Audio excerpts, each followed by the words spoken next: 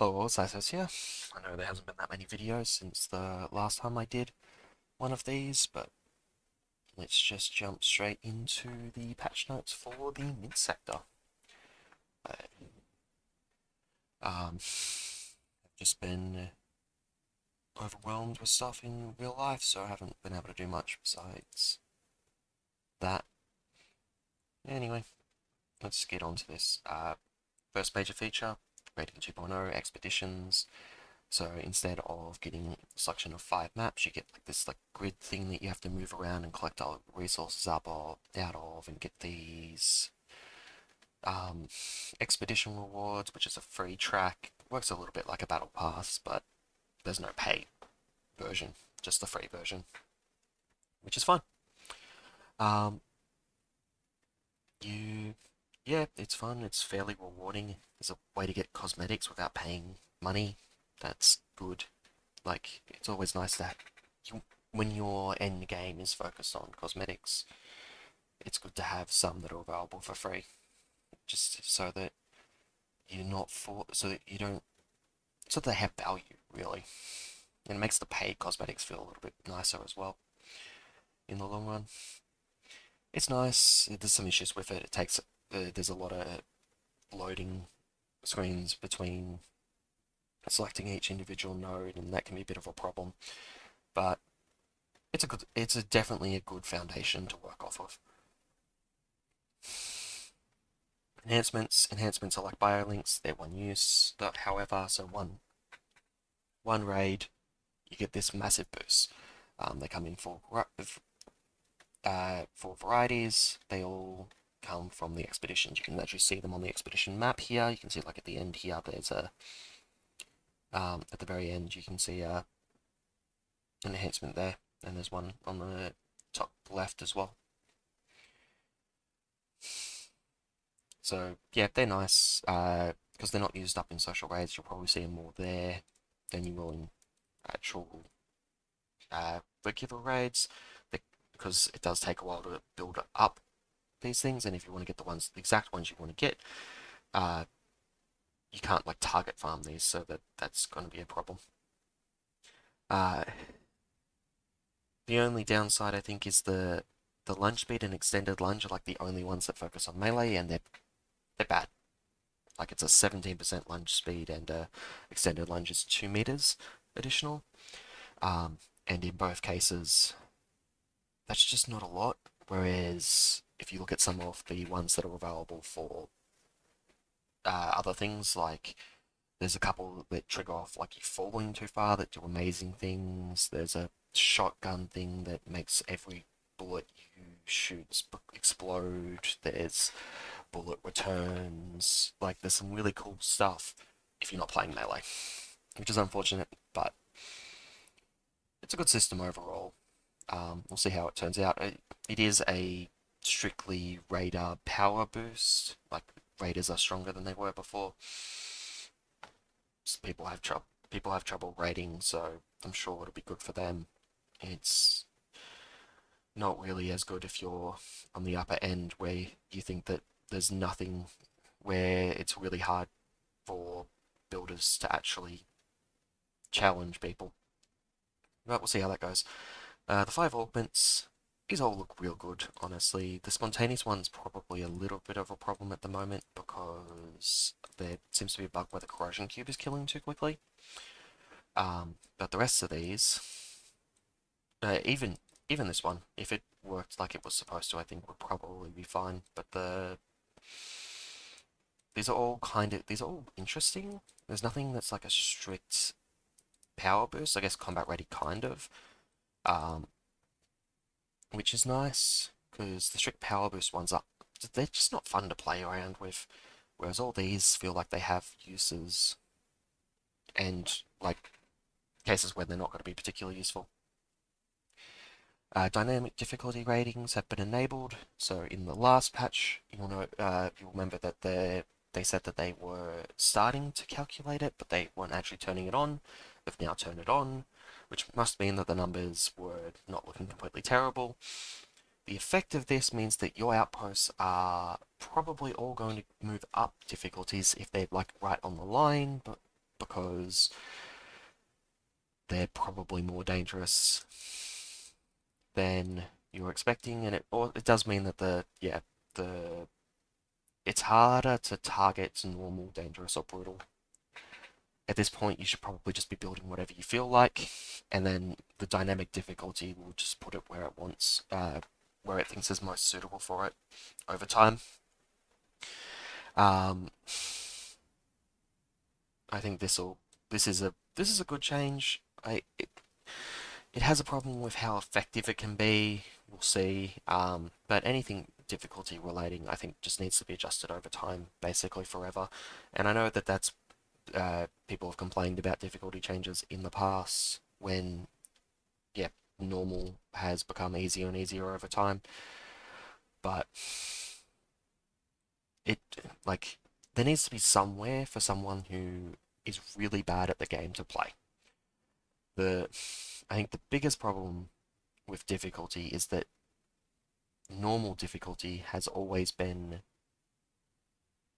not necessarily the best, but really good for rewards. Um, and dangerous and brutal haven't really kept up because they are so much harder. But there's a little bit of that addressed here. Halloween decals, these look really cool, but we don't know how to get them. They say in the expedition's reward track, so presumably by finishing expeditions you can get them, but they're not shown in the rewards track, so we're not sure how we get these ones. This seems to be unlocked by default, the Wish You Were Here decal. It's pretty cool. I enjoyed it when I saw it. I think they showed this off in a dev stream a while back. Now, for other things, quality of life, we'll go over first. Loot magnetization. This is amazing. I really thought they would put like a biolink or something out that did this. The biolink that lets you see loot can be pretty problematic because you can't, like, if it falls into a lava cube, that corrosion cube, you have to like duck in to grab it, and it was such a pain. This is about 4 meters by my estimations. I haven't actually calculated it because it's hard to calculate. Uh, this isn't one of the things I decided to test. It's good. Like, this is a really nice change. And if you're like if you melee a what are they called? For a second two. If you melee for a second two, just vacuum all the loot up immediately. It's so much nicer. You don't have to do that little wiggle where you like step side to side to make sure you picked it all up. It's great. This one, I thought we already had this. New loadout items, put a little exclamation mark on them. It's not a big deal. They seem to clear a little bit better than the ones that they seem to have improved how clearing it works as well. So not a big deal for that. And they've updated the game engine to 5.2. Unreal 5.2 is a really big upgrade. It includes a lot of stuff related to like procedural generated content, so they can make maps easier, which presumably behavior in Meet Your Maker would be using to create the outer worlds, the like like the edges of the map, because they don't actually make the internals. Um, so we'll probably see some like we might start seeing some more fancy environments. Um, it also has substrates, I think they're called, which allows them to make materials that look different much easier and actually like save those settings and whatnot. Whereas older versions of Unreal, you kind of can only really differentiate between matte and metallic. So something was either shiny or not shiny. Whereas this can really handle some interesting things like semi-transparent with dirt over semi-transparent solid with dirt over the top of it, which you might expect for, say, like a painted car type thing was the example. There's also a lot of just improvements to the nanites and whatnot that they've got in Unreal that just make it run a little bit better. So this is like this here is a small it's only one line here. It could have a fairly significant impact on your play experience though. From a like mechanical standpoint. As for a natural balance standpoint, let's go over the balancing. Trap balancing incinerators now applied over time, having a small window to avoid death. It's 0.5 seconds. It takes 0.5 seconds for fire to kill you, which means you can't quite like run across it because you like if you had like a one fire path, you won't be able to run through it at normal speed. Although you probably could with just a couple speed boosts. It's not quite fast enough for that, but it is pretty fast still. You don't have a particularly long time. It's a nice change though. It means that you can like line things up by like if you like step slightly too close, you don't instantly die, so you can get a little bit closer, allowing you to line up some more tricky shots and whatnot. Good change overall. Incinerators are really powerful, so and honestly still are really powerful, so it's probably justified. And theme-wise, it makes more sense for them to be damage over time. They are fire. Uh, this here, it's hard to say. Most of this, it's hard to say if this is good or bad or how this is going at the moment. But um, I do like that Synthite has been removed uh, from item upgrades. So you never have to pay Synthite to unlock something. It's always just parts and cells. So parts and cells are the unlock currencies, and Synthite is exclusively used for building and advisor boosts. But you never use the advisor boosts that cost Synthite because you don't have enough Synthite. Um, Part costs have been removed from all initial unlocks, so they now only cost cells. So we don't know how much a new item will cost just yet. Or at least I don't know how much it will cost just yet. I know they reduced it, but it sounds like they've probably reduced it again because they've reduced the amount of cells we're getting as well, which we're getting to in a sec.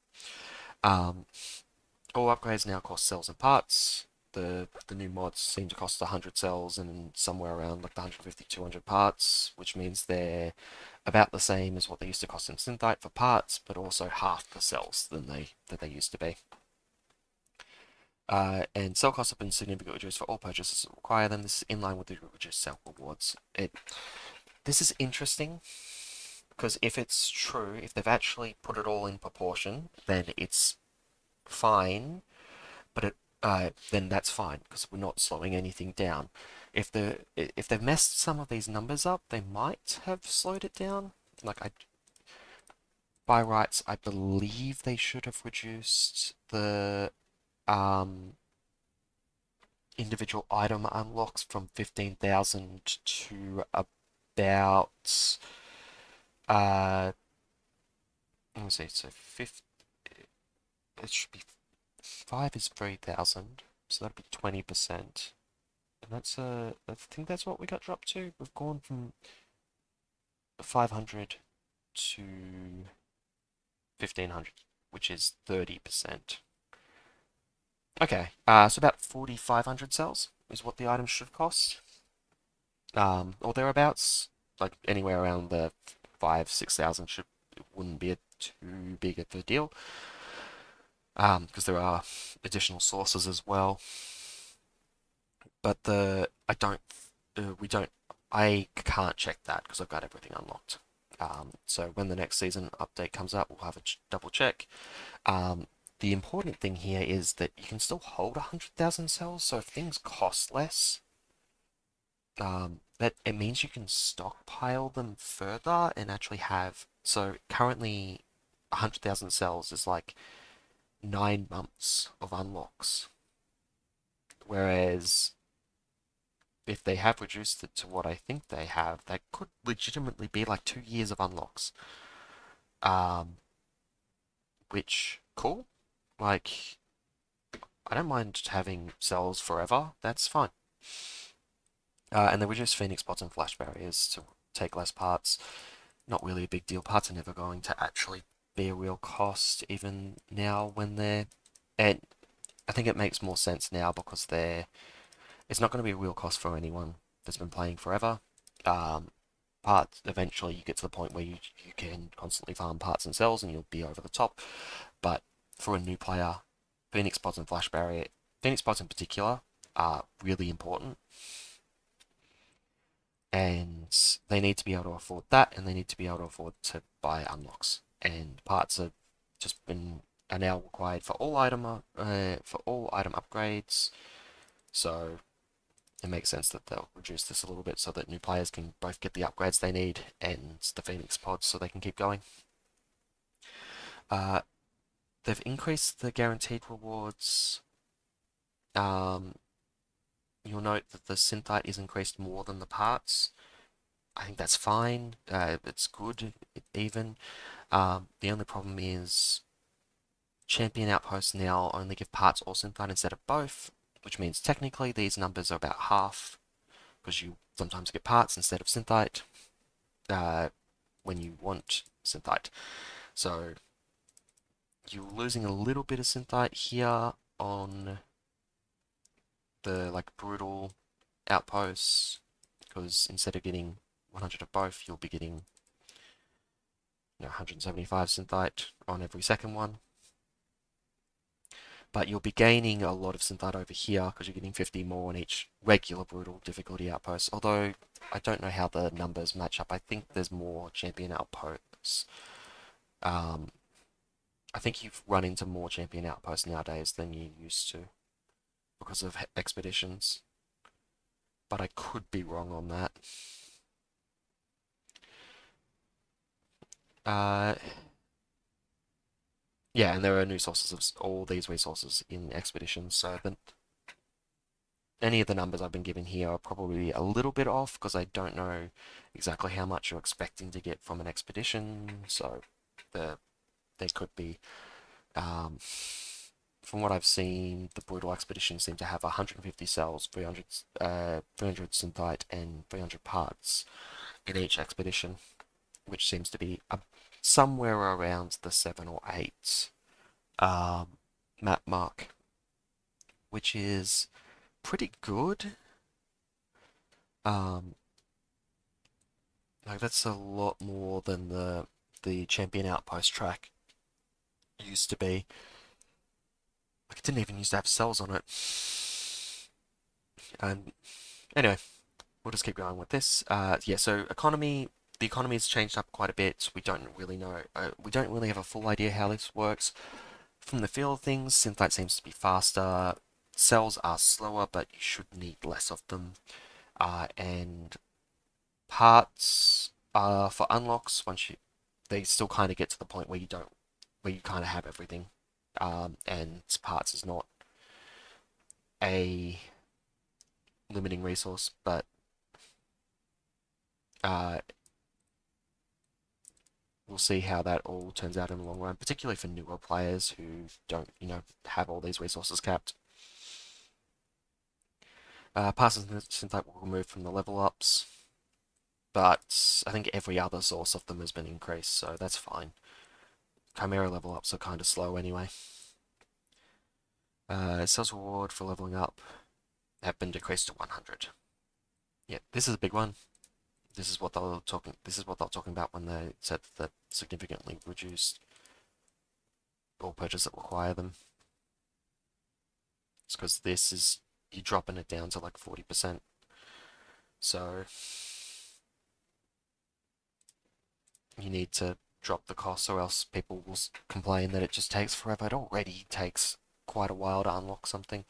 15,000 with 250 per Chimera level up, it does take quite a while if you calc it out. The daily challenges help bring that back into a reasonable number though. Uh, though they were also getting decreased to comparable numbers. You got the 150 here. Use equipment challenge. Use equipment challenge is way too easy. 15 is only like 2 missions, like guaranteed. If you just like throw everything out. It's real easy. So they've just increased that a bit. The backstep guards has been decreased. Backstab guards is possibly the worst mission requirement ever. I think you have to have the builder work with you for it to work, and um, 5 is so much. Getting it down to 3, I honestly think it should probably be B1 because of how hard backstabbing is. Um, but I suppose that might be a little bit too easy with the way that you can do it on Warmongers. But yeah, not really a big fan of this one. But it was too difficult, and reducing it down to 3 is probably fine. Deflector blocked attacks has been reduced from 20 to 10. 20 blocked attacks is so many blocked attacks. I yeah, I would run around with the arc barrier and I would come out with like 5. It would take like blocking everything that I could. It was yeah, not a great mission, and so reducing the requirement makes sense. At least that's an easy one. It's not a big deal. And they increased the challenge rewards for the daily challenges for the Synthetic Parts ones to 300 from 250. I think this just makes up a little bit for. This is part of the trying to move parts of the Synthite out of the Chimera levels and into things that make a little bit more sense. I think it's fine. Ranking points received from building has been doubled. Ranking points from raiding has been constantly being increasing, and building hasn't really been keeping up. So this is cool. Received from raiding is now dependent on the difficulty of the outpost.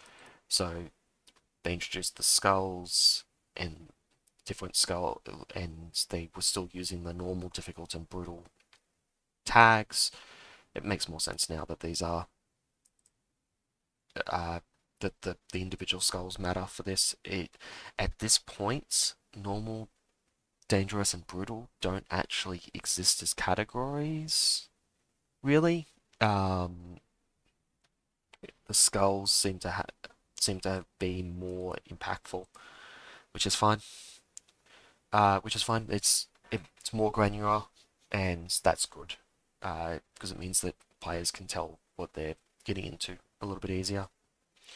The harvest is now immune to the corrosion cube acid. This is really important for the splatter, and because the new mod causes splatter to hit the ground, and that would immediately kill the harvester a lot of the time. It's good that this is a thing.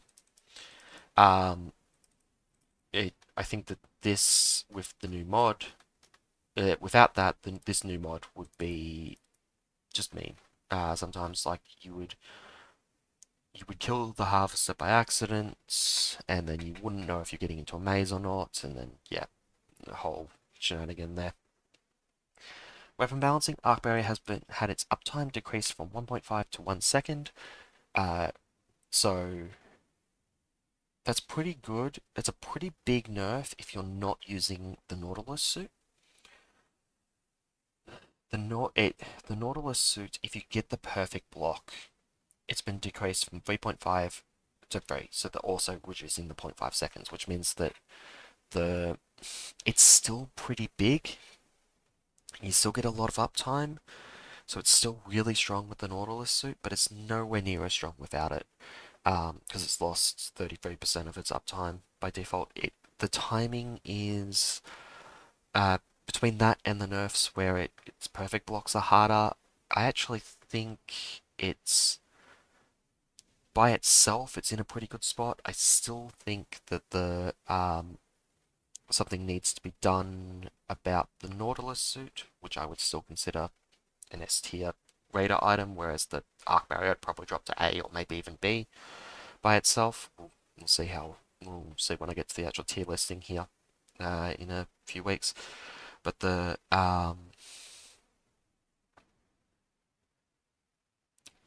Nautilus is still just way strong with the arc barrier, and there's an enhancement that can boost that even further, and that gets a little nutty. Um, Demo cannon upgrade here, an extra ammo.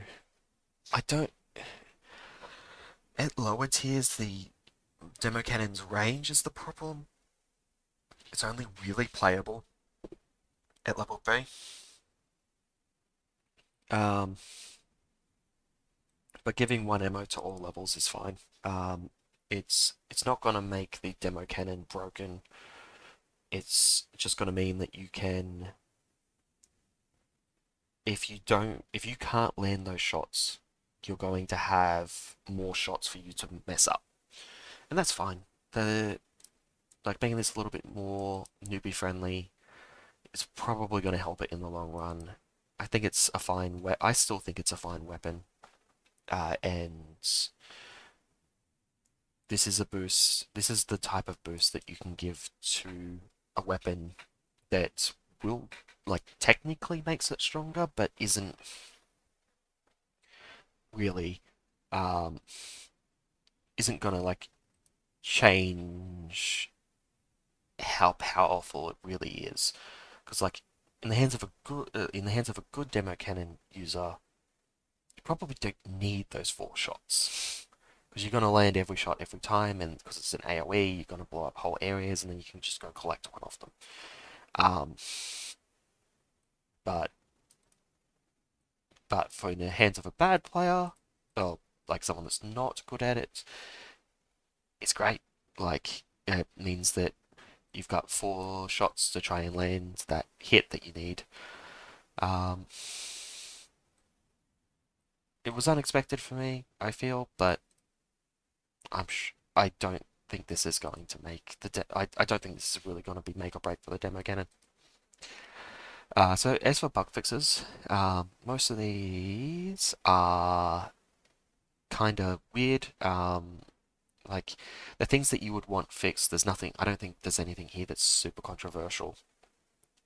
Um, the Path of the Chimera achievement, if you are a achievement hunter, has been replaced, so you can actually get all achievements now. Uh, the the 0 meter harvester path thing has been fixed. Those outposts do need to be re-uploaded, so it'll actually take like 3 days for this to fully um, clear out. 3 days, 1 day, couple of days. Give it a couple of days, and then you'll when you run the thing, you'll always be able to see what the actual harvester path is instead of showing 0 meters for no reason. Bunch of audio stuff. None of these. This Sentry Beam one was really annoying, but it wasn't a super big deal. the this Dead Man Switch one, I didn't even know this was happening because but it was for killing consecutive guards, so I guess that kind of makes sense. You don't normally kill consecutive guards that often. And then yeah, not playing the Dead Man Switch audio. This one sounds like the biggest. Like this is good. Like this is the most impactful for gameplay. The rest of these are kind of just um, they're nice to have because it increases the ambience of the game when you're playing with sound on. Uh, Here they fixed an issue with warmongers um, being able to attack through people without killing them. I think every guard has had a bug similar to this. Well, not every guard. I don't think the Hornet has. Um, the the hitboxes don't line up. They don't get close enough to the guard. And yeah, that's been fixed for Warmonger. I know Enforcer, Cannonback, and Ravagers have all had similar bugs and they've all been fixed. Um, there's always something slightly different about it for each uh, unit, though, so that's why they keep popping up, unfortunately. I didn't know this was a thing, but this would have been really funny to see. Warmongers and Assassins could destroy incinerators by attacking their flames. That obviously shouldn't have happened. That would have been really annoying to see in a replay, but it would have been funny to see as a raider. Um, I don't know if this was like super common and I just didn't see it because I haven't been playing much, or if it's just um, like really hard to get a melee unit to attack flames with an incinerator. I knew about the sentry beams not triggering the corrosion cues. We weren't sure if it was a bug or not. Like if it was a bug previously that got fixed silently. Um, but yeah, here we've got it confirmed. It was supposed to be triggering the splatter mod, and it now is. that's fine. This one here, the demo cannon thing, this was really funny to see, but it wasn't actually a big deal. Um, Kind of made it dangerous if you didn't have magnetic link, but you normally had magnetic link with the even with the demo cannon. But if your demo cannon projectile was on top of a solid splatter um, corrosion cube, it would constantly trigger the splatter. It would constantly be going up because it would be constantly falling into the solid cube, which meant that you couldn't actually get close to it because you would be in splatter. So you kind of had to either have magnetic link or just be real quick about it. Um, wasn't ideal. There was an issue where napalm wouldn't sometimes just wouldn't spawn. That napalm's not a good mod in general, and it's very hard to see a use where for it. So I don't think it really matters. Napalm needs like some straight up buffs to really be a thing that people need to worry about. The eruption mod destroying the incinerator that used it was real dumb and turned a like somewhat useful like weird tech mod into a completely useless mod most of the time. Like you could technically still do the weird tech, but you lost the incinerator when it happened and it just wasn't worth it most of the time. Like if you could have an incinerator fire um its full load, you would want it to stay there to continue protecting that area. So that's probably fine. Uh, Phoenix Pod showing multiple instances. I think that was a graphic glitch anyway. Dead raider bodies can collect loot. Not really a big deal, because I suppose that would only matter in co-op. Um, but yeah, you actually have to go and pick up your loot in GenMat now. Oh no. And they turned the vacuuming on, so it doesn't even matter. Um, yeah, Spark Drive uptime UI to not be displayed after restarting a raid. Yeah, okay, so sometimes you couldn't see that the Spark Drive was up. I think I'd seen that. It's useful to not have to try and gauge that manually. Vault Lancer showing incorrect ammo counts. I think that was showing it got stuck at 2 or something, so that's not great. Obviously not great. It's supposed to have a certain ammo count. Um, Allowed people to walk through with one another. Not really a big deal. None of these are super big. Um, Lab decal icons. I don't think there's anything here. Here.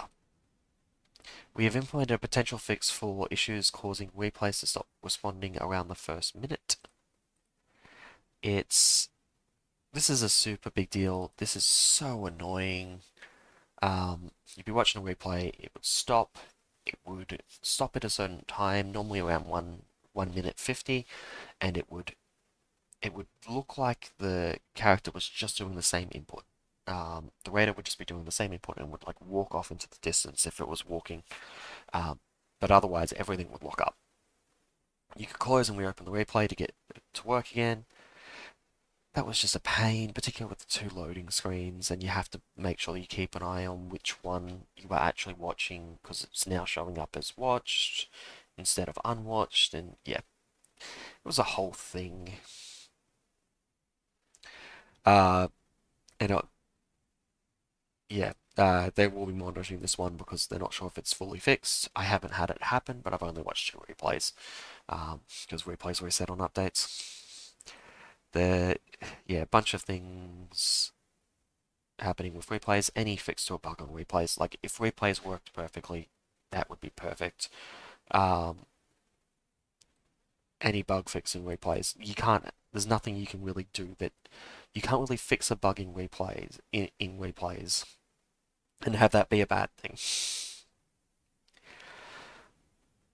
And then it's just some UI stuff. So yeah, as I was saying with the bug fixes, there's nothing super controversial here this time. Nothing hidden in bug fixes that has an impact that you might actually care about. Besides, positive things like the being able to watch replays without them glitching out and have them close and reopen them. Um, or, shenanigans with your demo cannon projectile constantly firing the splatter. There, these are strictly positive. Everything, the things working more consistently. Uh, these balance changes, I'm pretty happy with. I think the ones with the resources remain to be seen. We don't really have a full view of it. Early indications seem to be positive, and these just look nice. There's good quality of life updates in this one.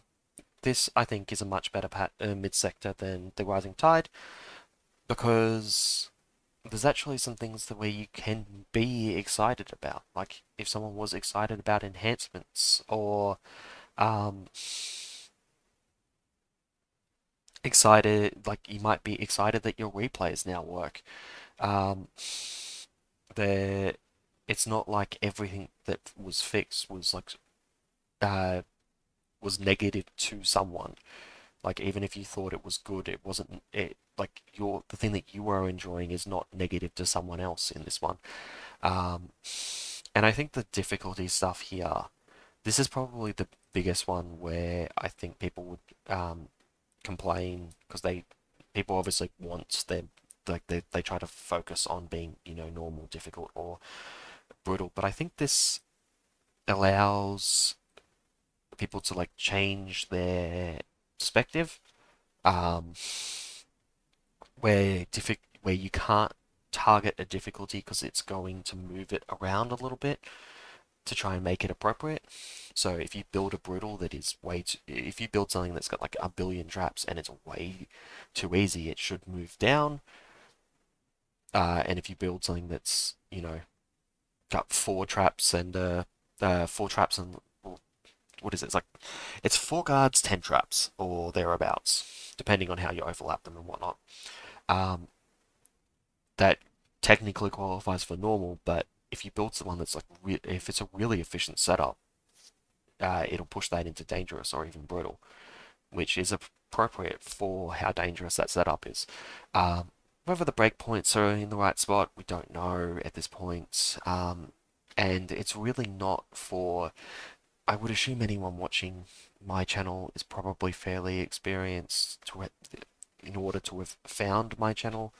Um, we probably shouldn't be the ones weighing in on whether normal is difficult enough or not.